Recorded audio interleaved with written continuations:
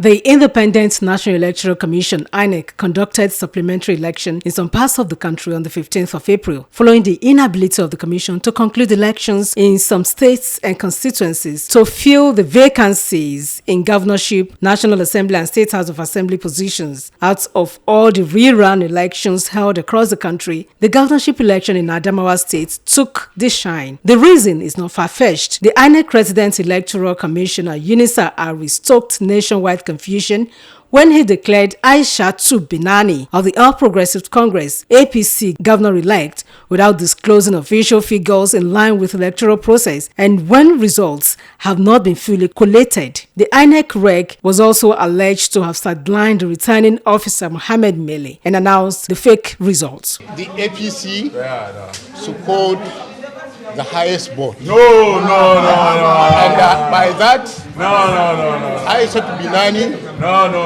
is hereby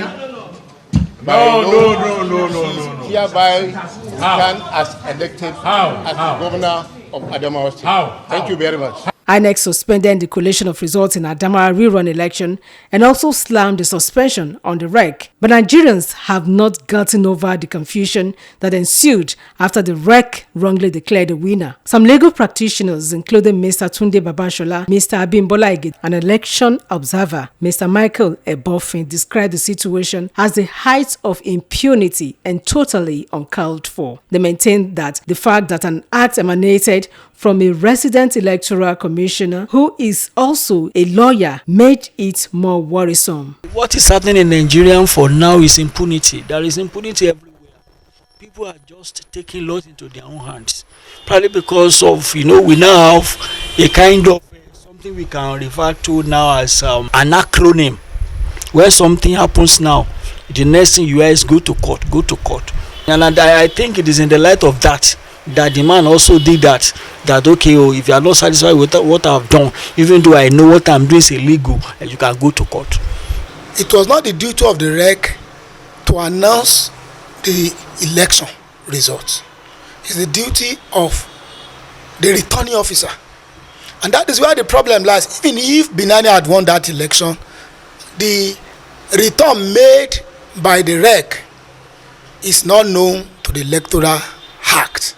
If that should happen, meaning that we are in trouble in Nigeria, and that is another thing that INEC should really look into.